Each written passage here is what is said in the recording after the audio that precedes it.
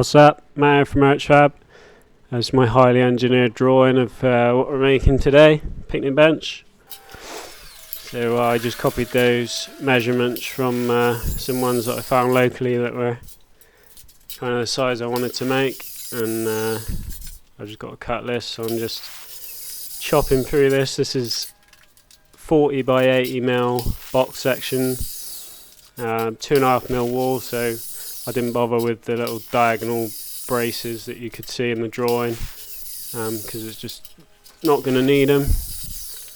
Stuart the Minion's watching on, just wanting the weld on everything. So I've got the TCT Evolution saw cutting through this lot, which makes pretty quick work of it all, but the only downside to those saws is the blades are about 100 quid each, and you only need one little slip to ruin the blade. So got the plasma cutter out for these little strips. These are basically going to be the end caps for all the open ends of the box section, just so I can close them all off. Slicing through them.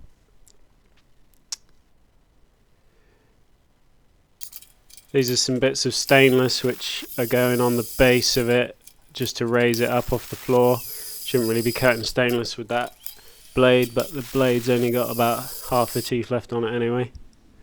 These are some long life flap discs that I'm just trying out, that you can trim them down as they wear, but as you'll see in a minute, I'm not sure you'd actually get to the point you would need to trim them down. They seem to take the grit off really quick, but that was a 40 grit. For some reason 40 grit discs seem to lose the grit really quickly. I'm not sure why, but yeah, you can see that's not great.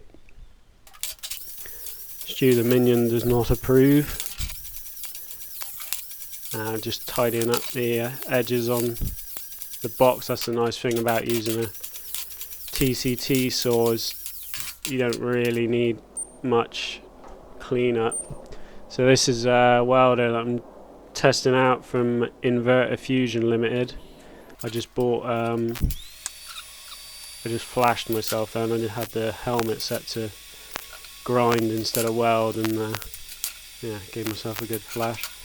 So yeah, I bought a new TIG the other day from this company, and they asked if I wanted to test out this MIG. It's multi-process, does pulse welding, which I had to go on, which I'm pretty keen on using for some roll cage stuff. So I've just got it set to standard MIG mode, manual settings, and I'm buzzing the end of these caps on, doing a bit of pushing, bit of pulling, front hand, back hand, side hand, whatever you want to call it.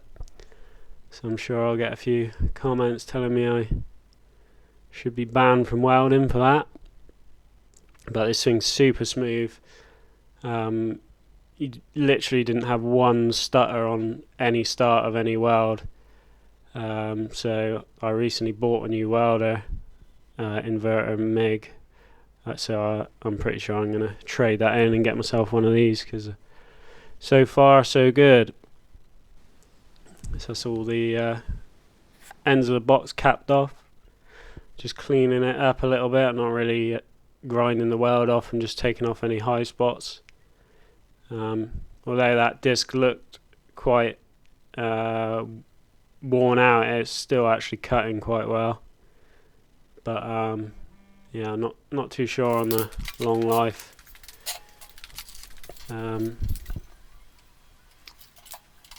So I'm just marking this up now, getting everything central.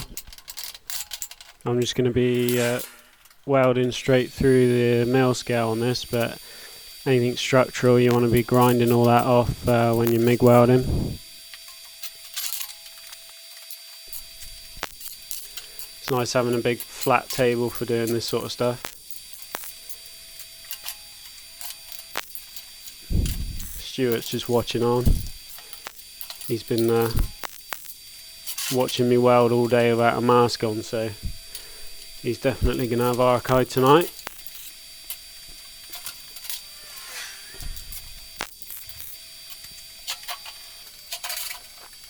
So I'm just clamping this down now to the bench, because anytime you weld in the centre of a piece like that, as it cools it'll shrink and it'll bend that hole. You'll just blow the whole piece either side of where you're welding. So I've just got it clamped down to the bench to hold it flat.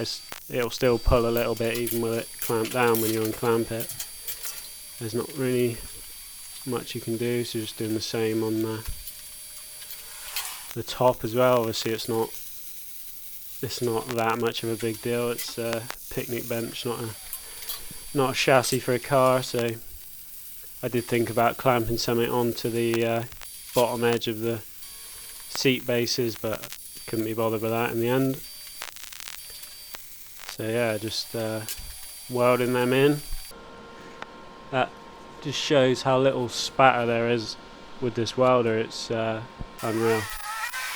These are pieces of stainless that I cut. I use stainless so that if the paint gets ground off, it's gonna still have some rust resistance, and it's just to raise the base of it off the ground, so when it's on concrete it's not going to be, the whole base of it won't be sat in water, and the stainless caps will they won't rust out or anything. And yeah, that made light work of that. So if you're wondering what stainless welds like to mild steel, then there you go. It's pretty much exactly the same. Obviously it's going to affect the properties of the stainless around the edge that you weld, but it does weld on there. So yeah, just a couple more shots of how smooth all the welds are, and yeah, really impressed with it.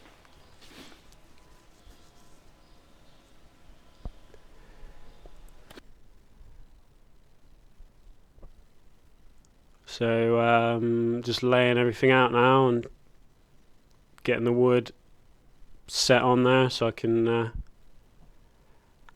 see if it's all where I want it to be.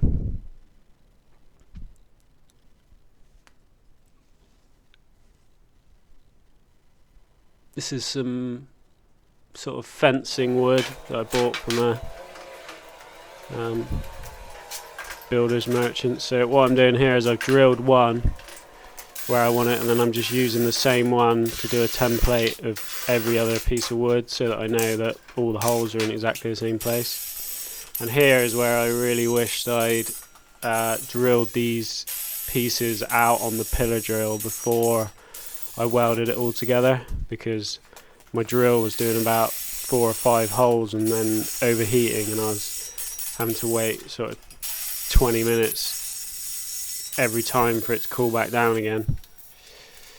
And yeah, just getting a bit of aerosol etch primer on everything just to give it an extra bit of protection, because I've got the sea air where I am. This is some like plant machinery paint. It's basically like Hammerite, but actually good, and it costs half the price. You get it from sort of farm machinery type shops, farmer shops. It's really good. I paint engine blocks with it, or anything really. It dries rock hard, like almost like a powder coat. Yeah, it's really good stuff. So just making sure I get a good coat on everything.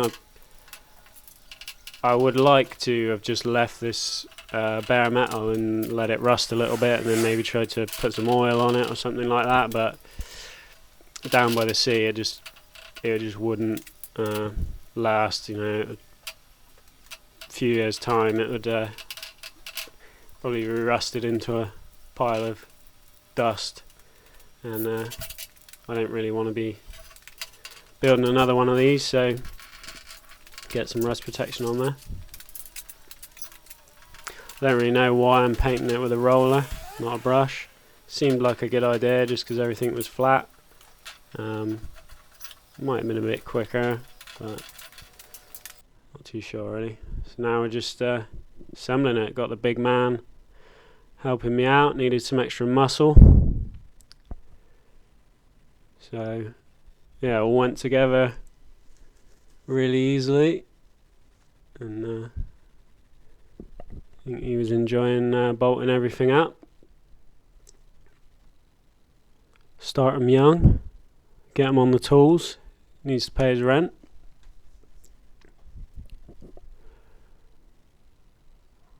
So I'm just giving it a good scrub over to get rid of any of the tantalizing dust or the treatment, whatever they treat it with. Just don't want any of that dust left on there when we're sitting and eating on it. So that's it.